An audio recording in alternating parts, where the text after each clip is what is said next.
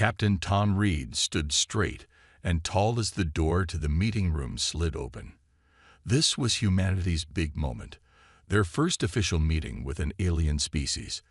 The Vex had made contact 6 months ago, and after many video calls, they were finally meeting face to face. "Welcome aboard the Pioneer *," Tom said with a smile. He tried not to stare at the blue-skinned aliens. They stood about 7 feet tall, with 4 arms and large eyes that blinked sideways. The lead alien bowed slightly. "We are pleased to meet in person, Captain Reed. I am Ambassador Lox." Tom led them to the large table in the center of the room. His science officer, Dr. Bell, and communications expert, Officer Ryan, joined them. The meeting began well. The Vex were friendly and seemed eager to share knowledge about space travel and the many worlds they had visited. "We have mapped this entire sector," Ambassador Lox said, pointing to a star map. "Many beautiful worlds can be found here." Tom leaned forward, pointing to a star system near the edge of the map. "What about this one? Our scans show a planet with Earth-like readings. We'd like to explore it." The room went quiet. The 3 Vex looked at each other, their blue skin turning slightly pale. "That system," Ambassador Lox's voice became low and serious. "It contains a world we call Terminus. We do not go there anymore." "Why not?" Tom asked. "We tried to settle there 200 years ago. We lost thousands of our people." Lox's large eyes blinked rapidly. "It is a death world. We abandoned it and never returned." Dr. Bell leaned forward. "What makes it so dangerous?" The Vex ambassador touched a device on his wrist, and a hologram appeared above the table. It showed a planet with swirling storm clouds and vast oceans. The weather changes without warning. Storms appear in minutes that can tear apart buildings. The native animals are incredibly aggressive. The plants release toxins that our bodies cannot fight. Even the smallest life forms, what you call microbes, attacked our people from the inside. Tom tried not to smile.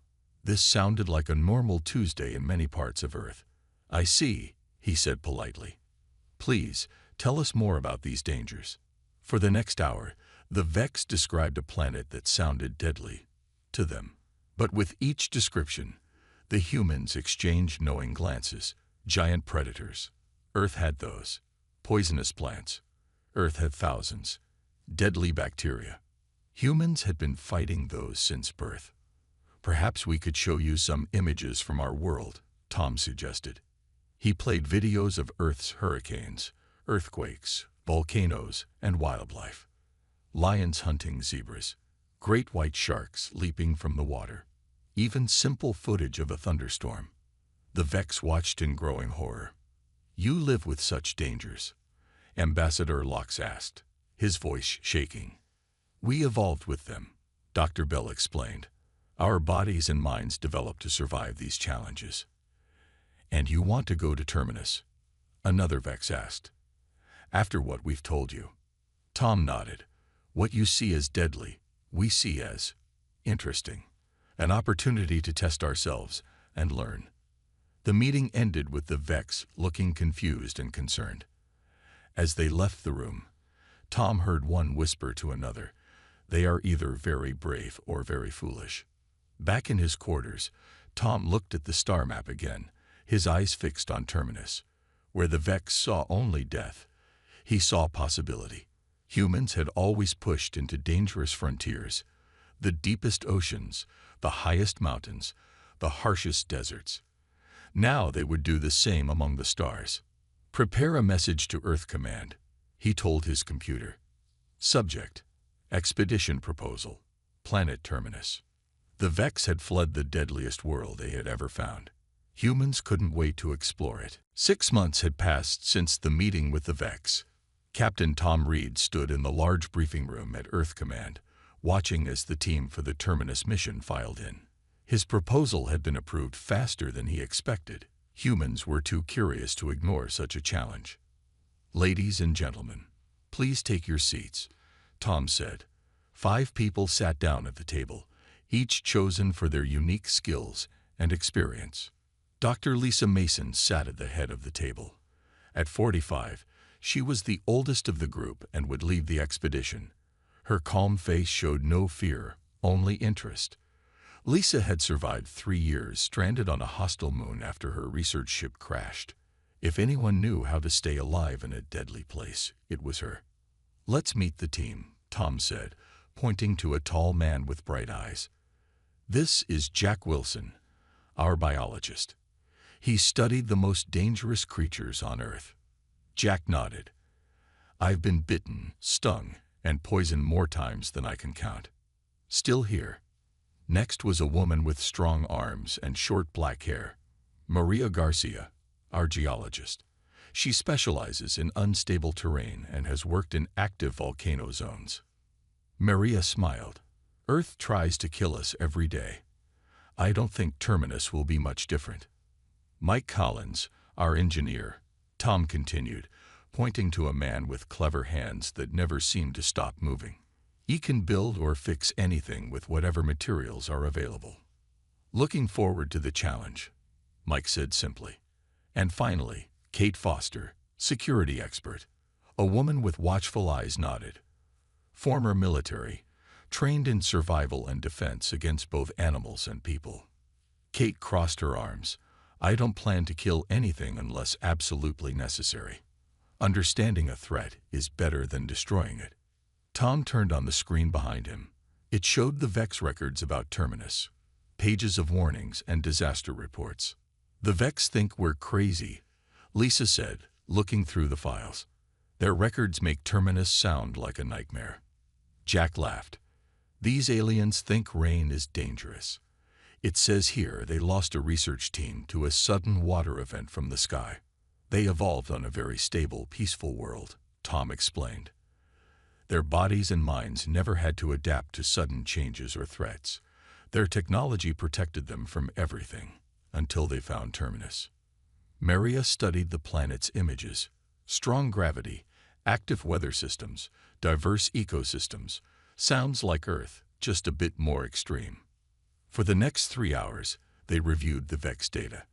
With each new deadly feature, the team grew more confident rather than less. Humans had evolved on a dangerous world. They expected challenges and were built to overcome them. "The Vex want to observe our progress," Tom said as the meeting ended. "They've offered rescue services if needed, but refused to land on the planet again." "We won't need rescue," Lisa said firmly. 2 weeks later, the team boarded the ship that would take them to Terminus.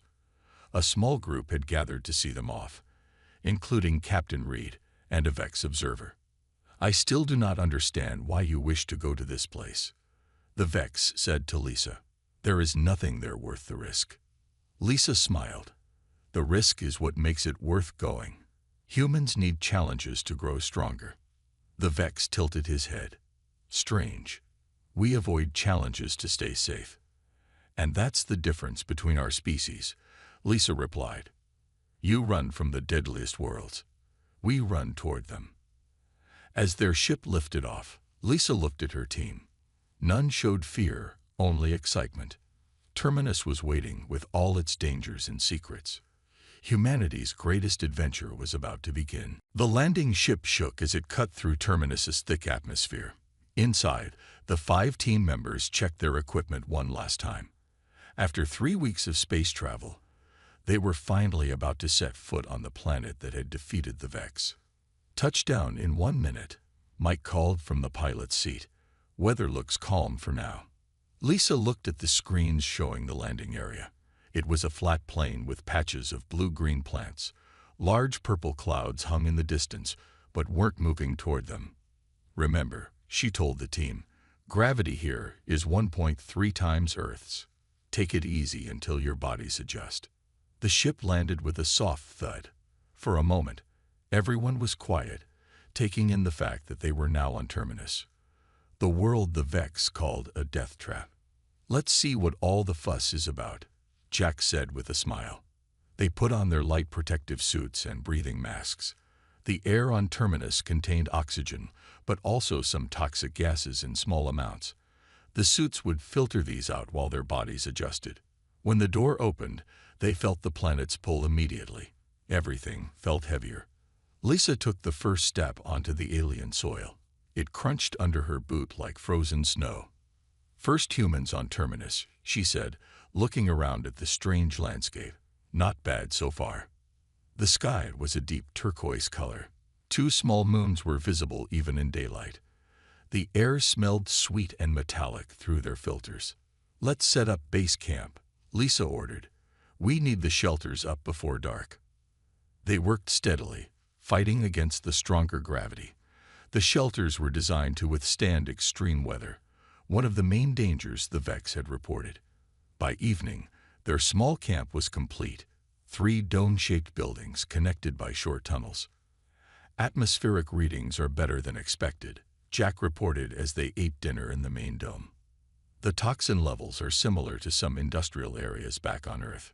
The ground is stable here," Maria added, "but there are signs of frequent seismic activity to the north." That night, they took turns keeping watch. Kate had the 3rd shift when she noticed dark clouds gathering with incredible speed. "Everyone up," she called over the comm system. "Storm coming."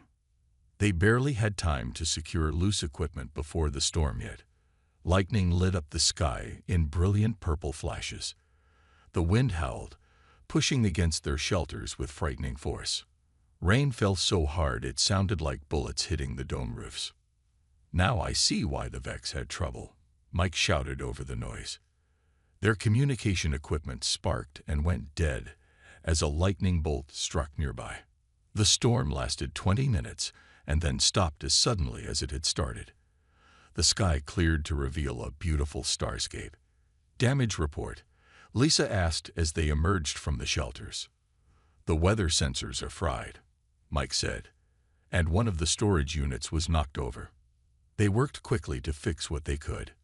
As dawn approached on their first full day, Jack noticed movement at the edge of their sensors range. "We've got company," he warned.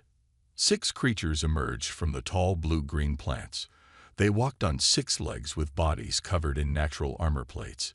Each was about the size of a large dog, with 3 eyes set in triangular patterns on their heads. "The Vex called these razorbacks," Jack said. "They're supposed to be extremely dangerous." The creatures moved closer, making clicking sounds with parts of their armor. "They're hunting in a pack," Kate observed, "just like wolves." The razorbacks suddenly charged the camp. Kate fired sound blasts from her deterrent weapon. The high-pitched noise confused the creatures, making them stop and shake their heads. "They're not retreating," Lisa noticed. "They're afraid of something else, something behind them." A deep rumble shook the ground. The razorbacks scattered as a much larger creature burst from the plants. It stood as tall as their shelters on 8 massive legs. "Inside, now," Lisa ordered. They barely made it to safety before the huge predator sniffed around their camp. After a few tense minutes, it lost interest and moved away. "The Vex weren't exaggerating about the wildlife," Maria said, her voice steadied despite the close call. Lisa watched the creature disappear into the distance. "No, but they didn't understand it either. Those razorbacks weren't attacking us. They were fleeing. On a world like this, understanding the ecosystem is key to survival." Jack nodded. The Vex treated everything as a separate threat. They never saw the patterns. "Their mistake," Lisa said, "but our advantage. We've lived with predators and prey our whole lives. This is just a new playing field with the same old rules." As the alien sun rose fully, casting a golden light over the landscape, the humans prepared for their first day of exploration on Terminus, the planet that had defeated an advanced alien civilization, but might just meet its match in humanity. 1 month had passed since the human team landed on Terminus. The base camp had grown from 3 domes to 7, now protected by a ring of sensors that could detect approaching creatures and weather changes. Lisa stood on a small hill near the camp, watching the twin moons rise in the evening sky. Despite the stronger gravity that still made her muscles ache at the end of each day, she felt strangely at home on this deadly world. "Progress report," she asked as she entered the main dome, where the rest of the team was gathered for dinner. "The map is coming along nicely," Maria said, pointing to a 3D display showing the area around their camp. "We've identified 3 major predator territories and 4 safe pathways between them." Jack nodded as he stirred something that smelled like spicy soup, "and I've confirmed 7 plant species that are safe to eat after proper treatment. The blue root vegetables actually taste pretty good.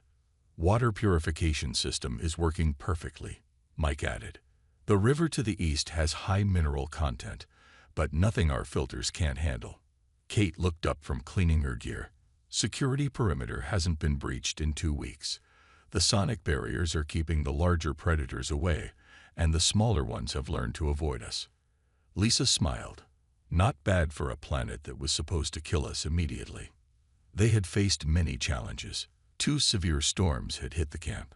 A pack of razorbacks had tried to dig under one of the domes. Strange flying creatures had attacked Mike during a scouting mission. Yet each time, the humans had observed, adapted, and overcome. The key was watching how the native life responds to threats, Jack explained as they ate. "Even the plants here have defense systems." Maria held up a rock with colorful crystal formations, "and I've discovered why the Vex were so interested in this place before they gave up. These mineral formations are incredibly rare and valuable.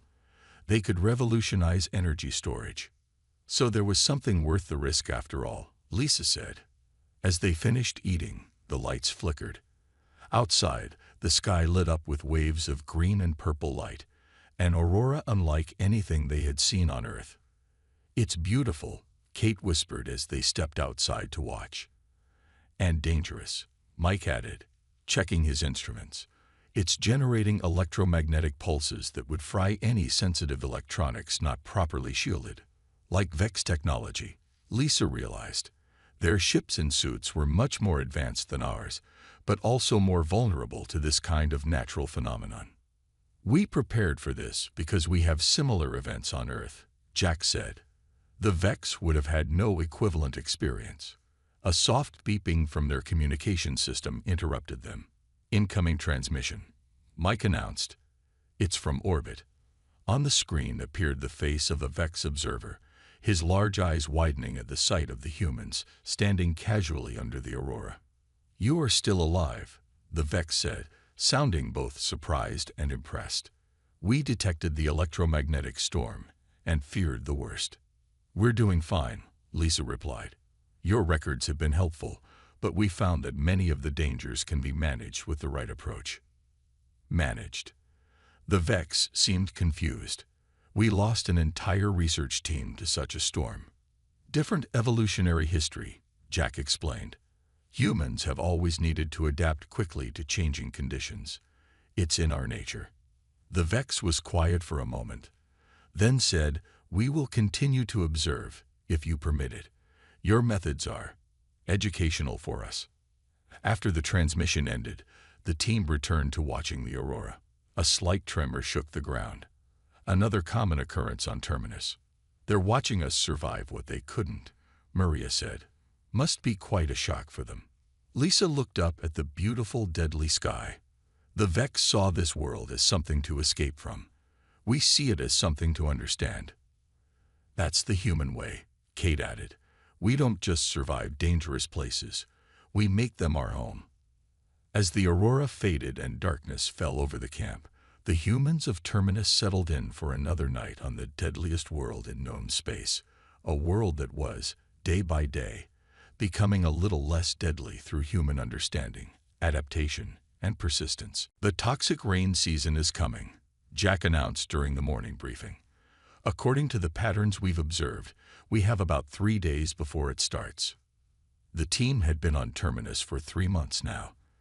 They had survived storms, predator attacks, and strange illnesses that their bodies had quickly fought off. But the toxic rain season would be their biggest challenge yet. "We need better shelter," Lisa decided. "The domes won't hold up against continuous acid rain for weeks." Maria pulled up a map on the screen. "I've been studying these cave systems to the west. They could provide natural shelter, and my readings show they're quite extensive." Any signs they might be home to local wildlife? Kate asked, always thinking about security. Nothing significant on the scans, Maria replied. And the entrance is high enough to avoid flooding. The next day, the team packed essential equipment and headed for the caves. The journey took 6 hours through difficult terrain. When they reached the entrance, they found a wide opening in the side of a cliff. The Vex records don't mention these caves at all, Jack noted as they set up lights to explore inside. They probably never got this far, Kate said. Their base was on the other side of the continent. The cave entrance led to a series of large chambers with smooth walls. As they moved deeper, Lisa noticed something strange. These walls don't look natural, she said, running her hand over the smooth surface. They're too even. Mike examined the wall with a scanner. You're right. These were carved by tools, not nature. The Vex? Jack asked. No, the design is different, Mike replied, and much older. They continued deeper into the cave system, their excitement growing. In the third large chamber, they found their answer. Look, Maria gasped, pointing her light at the far wall. There, carved into the stone, were symbols unlike anything they had seen before, and below the symbols sat objects that looked like control panels. This is artificial, Lisa whispered. Someone built this place. As they explored further, they found more chambers with strange technology embedded in the walls. Most of it was dormant, covered in dust. Wait, I recognize this, Mike said suddenly, examining a panel that still had a faint glow. This is similar to a Vex design, but more primitive. In one chamber, they found what looked like living quarters, abandoned long ago. And in another, they discovered records, strange crystal devices that projected images when touched. I think this was a Vex research station, Lisa said as they gathered the devices. They were here, studying something. Back in the main chamber, Mike managed to activate one of the crystal records. It showed Vex scientists working frantically, then evacuating as something attacked their station. They were looking for something, Jack said, watching the recording. Something important enough to risk staying on this planet. Maria had wandered to the back of the chamber, where her scanner had detected a hidden passage. I think I found where they were going, she called. The team followed her through a narrow tunnel that sloped downward. After walking for 10 minutes, they emerged into a vast underground space, so large their lights couldn't reach the ceiling. By all that's holy, Kate whispered. Before them stood ruins of a massive structure. Stone buildings with intricate carvings, metal spires that still gleamed despite their age, and at the center, a towering device that reached up into the darkness. This isn't Vex, Lisa said, her voice filled with awe. This is much older. This belonged to whoever was here before, the ones who made Terminus what it is. Jack examined markings on one of the buildings. These look like diagrams of Terminus's weather patterns and ecosystems. You think they created the planet's deadly features? Kate asked. Not created, Jack replied. Engineered, like a defense system. Mike approached the central device, studying it carefully without touching it. I think this controls the planet's weather. The Vex must have been trying to deactivate it. But they couldn't, Lisa realized. Whatever's down here, it was protected by the very dangers they were trying to escape. As they stood in the massive underground city, the truth became clear. Terminus wasn't naturally deadly. It had been made that way on purpose.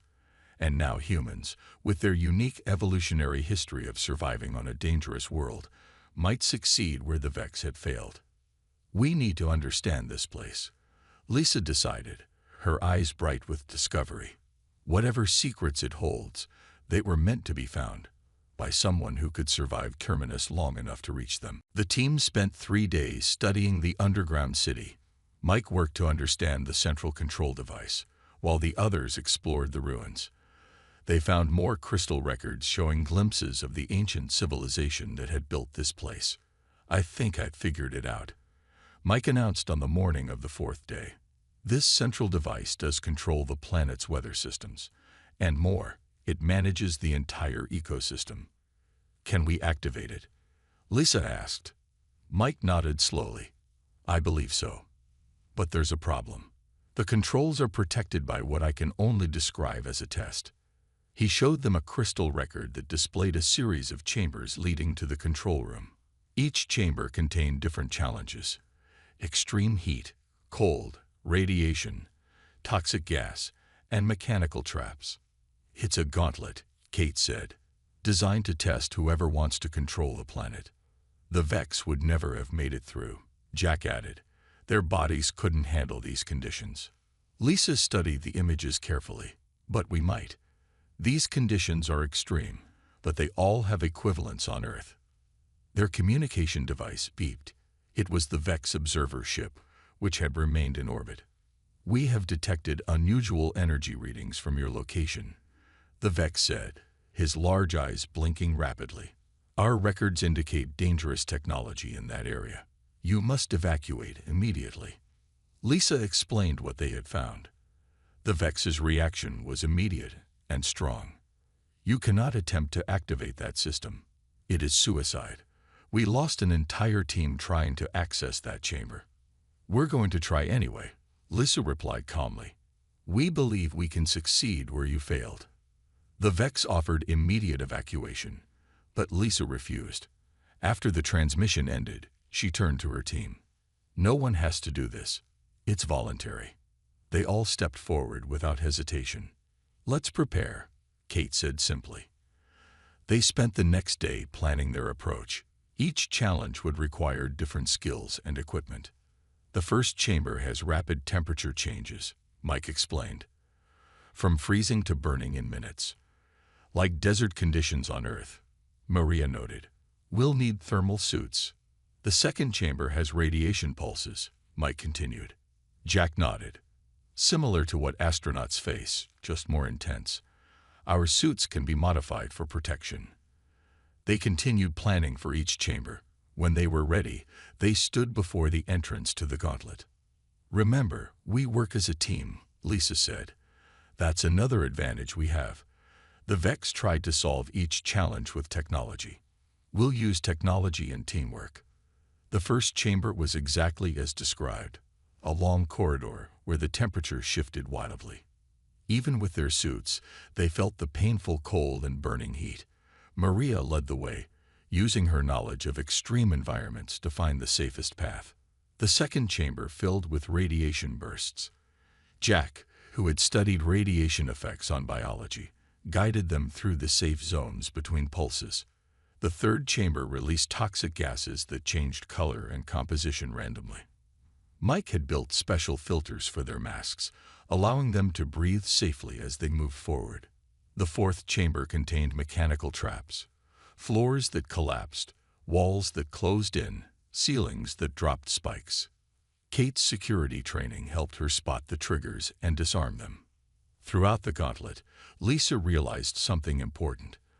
The challenges weren't just about survival. They tested problem-solving, cooperation, and adaptation. These were all traits that humans had developed through their evolution as social beings on a dangerous planet. In the final chamber, they faced all the challenges combined. Working together, they reached the central platform where a simple hand-shaped depression waited in a control panel. This is it, Lisa said, breathing hard from the effort. The final test. She placed her hand in the depression. For a moment, nothing happened. Then the entire chamber lit up with a soft blue light. A humming sound filled the air as ancient machinery came to life.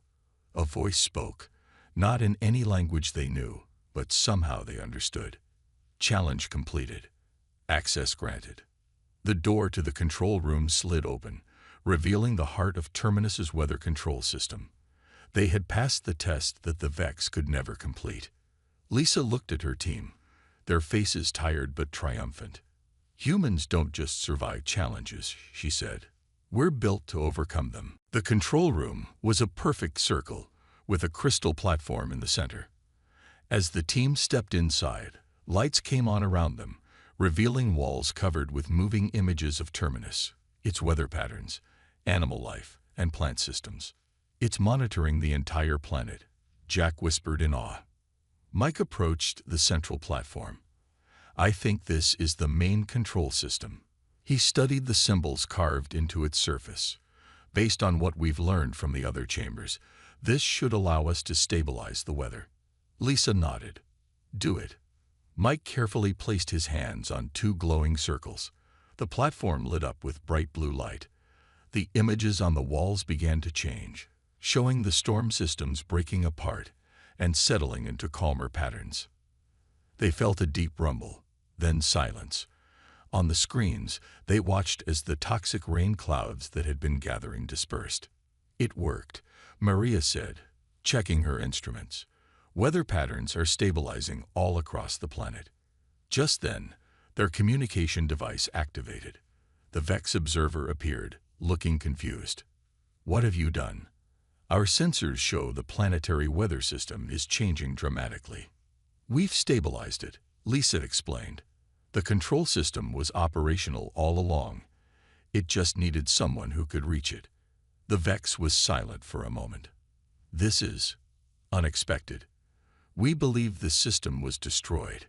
That's why the planet was so dangerous. It wasn't destroyed, Jack said. It was protected. Whoever built this place wanted to make sure only the right kind of species could access it.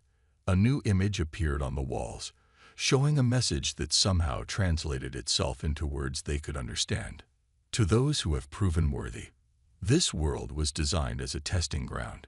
Its challenges were created to find species with the resilience, adaptability, and cooperation needed to inherit our legacy. You have succeeded where others failed. Terminus is now yours to steward. They built this entire planet as a test, Kate said in amazement, and the Vex could never have passed it, Lisa added. Their evolution on a peaceful world didn't prepare them for these challenges. 1 week later, the Vex ambassador himself landed on Terminus, the first Vex to set foot on the planet in 200 years. With the weather now stable, and the most dangerous predators contained by the control system, it was safe enough even for him. He met the team at their original base camp, looking around with a mixture of fear and wonder.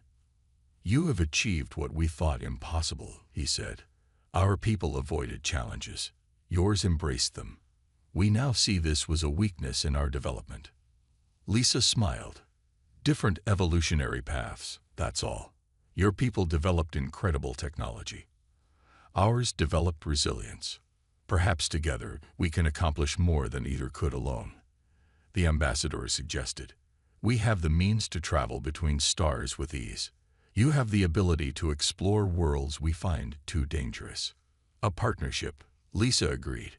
We'll be the explorers, you'll be the transporters.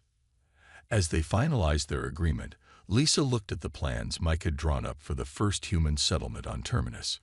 With the control system active, the planet was still challenging, but no longer deadly. It would make a perfect training ground for human explorers preparing to face even more difficult worlds. We've already identified another planet we abandoned, the Vex ambassador mentioned. It's even more extreme than Terminus was. We called it the impossible world. The human team exchanged smiles. Where the Vex saw impossibility, humans saw opportunity. When can we leave? Lisa asked. The ambassador's large eyes blinked in surprise. You truly are remarkable creatures. Your greatest weakness, evolving on a dangerous world, has become your greatest strength. As the twin suns of Terminus set in the now calm sky, humans and Vex stood together, looking toward the stars.